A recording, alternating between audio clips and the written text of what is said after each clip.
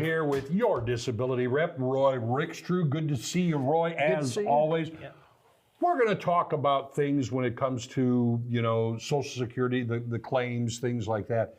And it's about the job that you may or may not have had in past life. Yeah, that's correct. So with the Social Security Administration, they'll gather medical records. They make a decision about what they think you can do despite your condition. They call it a residual functioning capacity is the official term. Okay. And so they compare what it is that they think you can do from the medical record review to what bosses require of employees at a minimum. And that in a nutshell is how disability is determined. So if you have the ability to meet the minimum standards of employment, they deny you. If you can't meet the minimum requirements of what bosses want of you, then they approve you. So in a nutshell, that's kind of the way it works. And we're going to talk about that jobs aspect of it today. Okay, how is the criteria set? It can't just be like an objective, I think you could do this. Well, that's correct. And that's what these two books actually relate to. The bottom one there is the Dictionary of Occupational Titles. The top one is the Selected Characteristic of Occupations. These books have been used by the program for decades. There's some problems with them we'll talk about in a moment. But this is kind of the basis, the heartbeat, if you will, of that vocational analysis. So what they do is they look at every job in the national economy, and supposedly this big white book has every job in the country in it. Okay. They don't look at whether or not the job exists here in Springfield or in the area. They don't look at whether or not you've done the job before exactly, or if you may like the job, or if it pays well enough to meet your bills. They're just looking if there's a job in that book that they can put you back to. All right, I assume that is regularly updated because if you're talking it's been around for decades, we have a few new jobs around. Well, that's correct. There'll be jobs in there you never heard of too, because these are things that have aged out of the job market. They don't exist any longer. So think about asbestos tile inspectors, for example, right? Asbestos has been gone since the early 80s.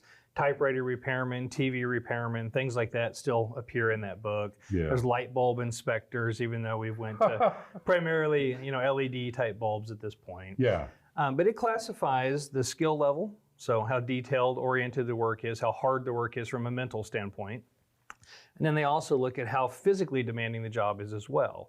And so the big white book gives you some insight into the job duties and the responsibilities of that work. All right, I'm seeing a big blue book there too, though. Yeah, so it's the Selected Characteristic of Occupations, and there we're going to see the physical and mental aptitudes that are necessary to do the job. So we're going to see how much handling, reaching, feeling, how much eyesight, visual accommodation, color vision, depth perception is necessary for the job. We're also going to see environmental exposures. So pulmonary irritants, dust, chemical exposure, and then hazards as far as moving machinery or vibration or chemical exposure, things that are bad for us.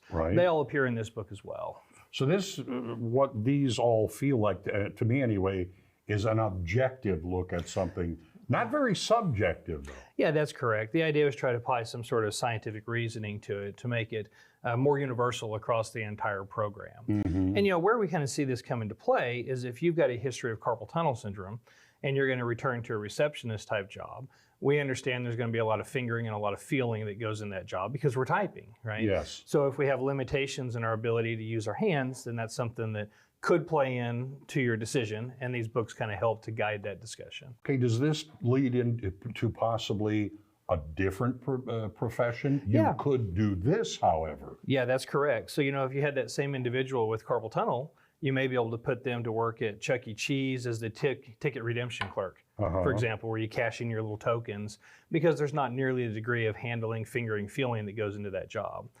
There are some jobs like walking fields to see if crops have come up, for example, that doesn't really require any handling or fingering.